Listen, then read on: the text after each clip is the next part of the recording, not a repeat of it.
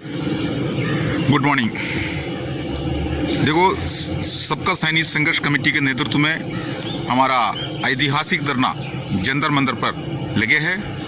आज 382 डेज हो चुका है।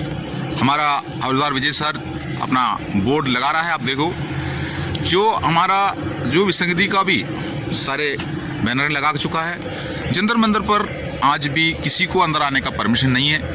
जो आपको जंतर मंतर का नज़ारा मैं दिखा रहा हूँ, जो कि यहाँ पर किसी को अंदर आने का कोई भी परमिशन नहीं है। जो 382 डेज 7 मार्च 2024 आपको दिखा रहा हूँ। अब सारे विसंगति का बोर्ड है, हम यहाँ लगा कर रखा है। जो आपको दिखा रहा हूँ, ये जो बोर्ड है, हम इसमें 10 सवाल पूछा गया है। आप इस बोर्ड को देख सकते हो। 10 सवाल पूछा गया है। ये हमारा अपने एक सवाल है और हमने सरकार से जो जुडिशरी कमेटी का मांग किया हुआ है और हमारा एक बड़ा सपना था, 1 साल से हमारा मेहनत को पानी में फिरा दिया। उसका जो टीम लीडर्स को भी मैं आपको दिखा रहा हूँ, जो कि हमारा एक सपना था, जेएसयू जवान का अपना एक फेडरेशन बने और हमारा हक आने वाला टाइम पर सरकार के सामने बैठ के हम खुद ही मांगे। हमारा उसी में अफसरों का इन्वॉल्व ना हो, जो कि अफसर को हम सैल्यूट मार सकता है, अफसर को हम इज्जत दे सकता है, लेकिन हमारा हक मांगने के लिए अफसरों को बिल्कुल नहीं बिठाना है। आने वाला टाइम पर उनको बिठाएंगे तो फिर हम लोग जो हमारा साथ में अन्याय बढ़ते जाएंगे। ये आपने ECHS में और अपना कैंटीनों में हर जगह पर आप देख लो, हमारा इस अधिकारी वर्ग जितना भी है सिविल में कैसे भी एडजस्ट करने के लिए तैयार हो जाता है। अगर वो ट्रेन में जाता है तो वो ट्रेन के अंदर आम पब्लिक का टॉयलेट वो इस्तेमाल कर देंगे, और एयरपोर्ट में जाता है, बस अड्डे में जाता है, हर जगह पर उनको टॉयलेट का प्रॉब्लम हो, या और शॉपिंग कॉम्प्लेक्स में जाता है तो वहाँ उनका सामान के बिल काटने के लिए उनका अलग से काउंटर का कोई ज़रूरत नहीं। अब ये सब वो एडजस्ट करता है, लेकिन हम CST के अंदर जाके हमारा पैसा दे के सामान लेता है और सामान का रेट एक ही है। उस जगह पर हमारे अफसरों के लिए अलग से काउंटर चाहिए, अलग से वेटिंग रूम चाहिए, सब। तो ये सब चीज़ें हैं। अभी मैं आपको परिचित कराता हूँ। हमारा हवलदार विजय सर है। 382 डेज हो चुका है, 7 मार्च है। सर नमस्ते सर, बताइए, संदेश दे दीजिए हमारा पूर्व सैनिकों को।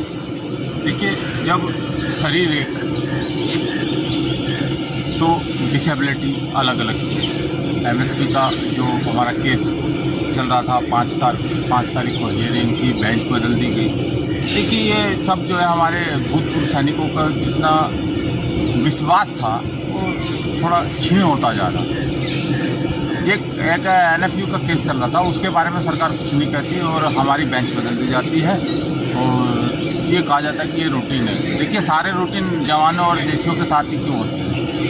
मैं एक छोटी सी बात कर सकता हूँ, क्योंकि हमें भी विश्वास था काम कहीं ना कहीं से होना चाहिए, लेकिन जब नहीं हो पाता है और बेंच बदल दी जाती है, क्योंकि जब आप सोचेंगे कि किसी को आपने पूरा केस समझा दिया और वो कहीं चले जाएं और दोबारा से बेंच आए, तो इतनी जल्दी काम होने वाला संभव नहीं हो। पिछले 10 सालों में जिन्होंने कुछ नहीं समझा, तो आप क्या समझें। मैं फिर भी एक उम्मीद लगाता हूँ, क्योंकि कोर्ट के बारे में तो हम भी नहीं कुछ बोल सकते। तो मैं एक अपने माननीय हाई कोर्ट से जो रिक्वेस्ट ही कर सकते हैं हमको कि देखिए, जो भी संस्था लड़ रही हो उनका मंशा क्या है क्या नहीं है, लेकिन जो पूर्व सैनिक हैं उनका मान रखते हुए इस कोर्ट का निपटारा करना चाहिए हाई कोर्ट। आगे क्या होगा क्या नहीं होगा ये तो बाद में देखा जाएगा, लेकिन फिलहाल तो उन्हें करना चाहिए। ये बार बार कभी डेट ना देना और नेक्स्ट हियरिंग भी दी गई है। मेरे हिसाब से उन समय बोल रहे थे कि शाम के समय दी गई है।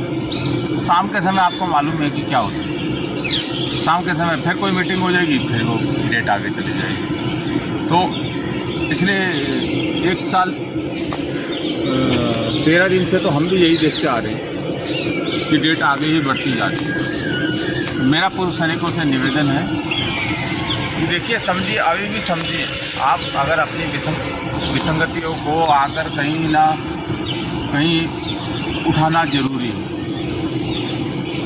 जब हम यहाँ आए तो व्हाट्सअप, जब हम 3 तारीख को यहाँ मार रैली का अपना आयोजन कर रहे थे तो व्हाट्सअप ग्रुप में कई लोग बैठ के बोल रहे थे कि ऐसा है वैसा है। मैं एक बात कहना चाहूँगा उनको कि आप बुज़ुर्ग हैं, हम आपसे आप शब्द कहें ये भी हमें अच्छा नहीं लगता, लेकिन सोचिए ज़रा, आप घर में बैठे हैं और जो यहाँ लोग आए थे वो अपने घरों से आए थे। तो कई बार बोल देते हैं कि भाई पंजाब के सैनिक आए थे। क्या ये सिर्फ पंजाब का ही मसला है? आप क्या सैनिक नहीं थे? क्या फौज के अंदर सिर्फ पंजाब के ही सैनिक होते?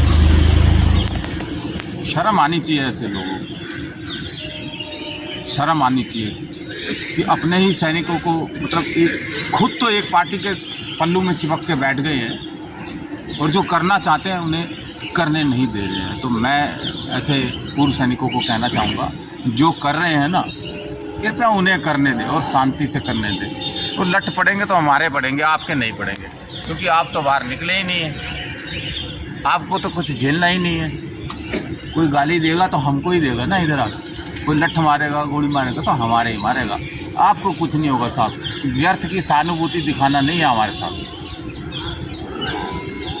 और देखिए उस दिन सभी लोग आए थे और उसके बाद भी 2-3 जो है गाड़ियाँ आई थी, लेकिन जब हमारी बात हुई तो हमने उन्हें बताया कि भाई आप तो काफ़ी लेट हो चुके हैं, हमने जो समय दिया था उस समय आप आए नहीं। क्योंकि सेना में क्या होता है कि समय, जो कार्य जिस समय करना है उसी समय किया जाता है। तो हमने अपने समय पर कार्य किया था, एक सफल आयोजन रहा। मैं सभी पूर्व सैनिकों को जो इसमें शामिल हुए और जो बाद में आए और जो हमारे मन से उस महारैली के साथ थे, मैं उनका तहे दिल से स्वागत करता हूँ। देखिए कई जो है लोनी से भी हमारे एक नायक रतन सिंह जी, उनका भी फ़ोन आया। देखिए उनके क्षेत्र में जो है ट्रेन बाधित हो गई और वो जो मेरे से लगातार संपर्क में थे और स्वास्थ्य भी उनका ठीक नहीं, फिर भी आना चाहते थे, लेकिन जब आने का साधन नहीं मिला तो उन्हें वापस लौटना पड़ा। और बड़े भारी मन से उन्होंने कहा कि भाई अभी मुझे वापस जाना पड़ेगा, क्योंकि अब मैं आपको समय पे आ भी नहीं सकता, माफ़ करना। मैं कहूँगा आप जब इतने मन से हमारे साथ हैं तो इसमें माफ़ी मांगने वाली कोई बात नहीं। देखिए टेक्निकल जो चीज़ें हैं उनके तो बारे में हम कुछ कह नहीं सकते, लेकिन फिर भी मैं पूर्व सैनिकों से एक ही चीज़ कहना चाहूँगा कि अभी भी समय है। ये ना माने कि बहुत देर हो गई है, ये कहिए कि देर आए और दुरुस्त आए। अभी भी समय है, आप आइए और अपनी मांगों को उठाइए। एक यात्रा निकाल के बैठ जाने से ही कोई काम नहीं होगा। ये ऐसी चीज़ें बार बार करते रहना चाहिए ताकि इलेक्शन के समय भी जो है पार्टियों का ध्यान हमारी तरफ रहे। और हमने जो अपने मेमोरेंडम उनको हमने 1 साल में क्या क्या किया, क्या क्या नहीं किया, हमने सभी पार्टी कार्यालयों में जाकर दिया। तो ये कोई पार्टी ना कह सके कि हमसे बात नहीं कही गई, हमको बताया नहीं गया, हमने सबको बता दिया। तो सभी पूर्व सैनिकों को मैं एक ही चीज़ कहना चाहूँगा कि देखिए समय तेज़ी से भाग रहा है। आप ये ना सोचें कि आचार संहिता लग के हम चले जाएंगे। हम अब लोगों के दिलों में घर कर चुके हैं। ये विसंगतियाँ लोगों के, पूर्व सैनिकों के दिलों में बैठ चुकी है। तो इन विसंगतियों को दूर कराने के लिए चाहे आज हो जाए तो ठीक, नहीं होगी तो नेक्स्ट जो सरकार आएगी हम उससे बातचीत करेंगे, नहीं तो फिर हम अपना धरना सुचारू रूप से शुरू करेंगे। सरकार कौन सी आएगी, क्या नहीं आएगी, देखिए इसे कह पाना हमारे लिए थोड़ा कठिन होगा, क्योंकि जो भी सरकार आएगी वो इस देश की सरकार आएगी। तो हम उसी से ही फिर दोबारा से अपनी मांगों को मंगवाने के लिए प्रयत्न करेंगे। नमस्कार। देखिए ये हमारा हवलदार जो विजय सर है, आप हमेशा देखता है जंतर मंतर का जो लीडरशिप में है, यहाँ पर रोज़ अपना जो प्रतिनिधित्व कर रहा है, अपना देश के पूर्व सैनिकों को जगाने का कोशिश कर रहा है। उन्होंने बिल्कुल सही कहा है, ये पंजाब का खाली एक पंजाब का आंदोलन नहीं है। सरदार जी लोग आए थे, देखो आप कम से कम ये तो देख लो, अगर वो इस देश को जगाया, सबका सैनिक संघर्ष कमेटी के नेतृत्व में चलने वाला इस आंदोलन हमारा देश का पूर्व सैनिकों को जागरूक कर दी। आपका हक के बारे में आपको जानकारी मिल चुका है, आप अपना घर पे बैठे हैं, लेकिन आपको मजबूरी भी हमने यहाँ पर सरकार को बताया, जो कि आप वहाँ से नहीं आ सकता है, जो कम उम्र में आप किसी जगह पर नौकरी कर रहा है, जो आपका शोषण हो रहा है, उस नौकरी में भी आपका शोषण हो रहा है, और उस नौकरी में शोषण करने वाला कोई सरकार नहीं है, कोई आम पब्लिक नहीं है, आपका ही लीडर है। हम जिसको सैल्यूट मार के इज्जत करके हम फौज में नौकरी किया था, वही कॉन्ट्रैक्टर का काम लेकर वो हमें लूट रहा है। अगर आप उधर मुंह खोलेंगे, वो फौज का जैसा वो तलवार लेके खड़ा हो जाता है, हम कहीं ना कहीं हम डर जाता है। यार फौज में हमारा कर्नल साहब थे, वो फौज में हमारा जनरल साहब थे, लेकिन बाहर आने के बाद फ्यूज बढ़ गए वो कर्नल साहब, और फ्यूज बढ़ गए हम। हमारा हक सरकार ने दिया है, हमारा पुनर्वास का कोटा सरकार ने दिया है, उसमें कमियां हैं तो सरकार से पूछना है। अगर उसमें किसी ने भी विसंगति लेकर आता है कोई अफसर, अब उसको नाम हमने बाहर करके सरकार को बताना है। अगर नहीं सुनता है तो आंदोलन करना है, उसके लिए एकता चाहिए। तो पंजाब का पूर्व सैनिक ने आपको सिखाया है हक मांगने का तरीका। आप हर जगह पर बैठ के बोलते हो, पूरा देश में सभी बोलते हो, सबका सैनिक संघर्ष कमेटी ने हमें जगाया, लेकिन सबका संघर्ष कमेटी का टांग खींचने के लिए कुछ लोग लग जाता है, आप उसका पीछे लग जाता है।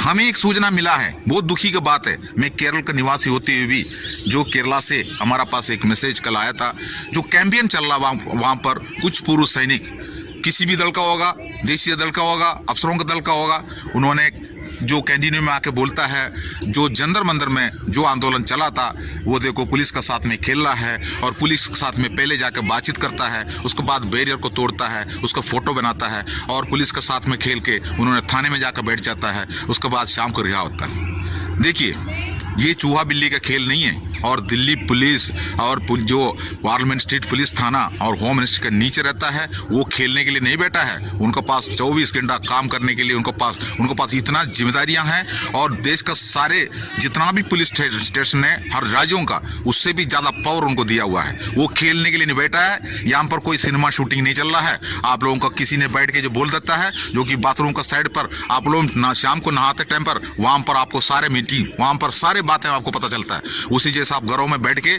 ऐसे करता है, और किसी ने उनको चंद फायदा देकर उनको हीरो बनाकर पब्लिक के बीच में छोड़ देता है, तो वो ECHS में और कैंटीनों में जाके जागरूक कर रहा है। केवल केरला का एक रिपोर्ट हमारे पास आया है, यहाँ नॉर्थ इंडियन से बोलता है केरला का पूर्व सैनिक पढ़े लिखे है, जागरूक है, अच्छा है, लेकिन अब अपना भाषा में वहाँ पर जो कर रहा है वो इनको पता नहीं चलता है। कल एक मान्य व्यक्ति ने बिल्कुल मेरे को उसका सबूत के साथ में मेरे पास वो मैसेज दिया, तो मैं ठंग हो गया, जो कि ये क्या कर रहा है, किसके लिए ये गड्ढा खोद रहा है, उसमें उसको क्या फायदा मिल रहा है।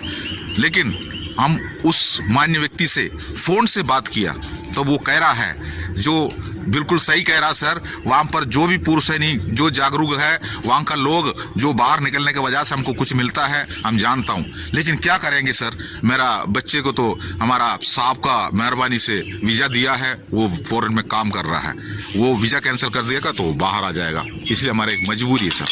देखो, मजबूरी का फ़ायदा कैसे कैसे निकलता है। आप जागिए, आपको जागना बहुत जरूरी है, जो कि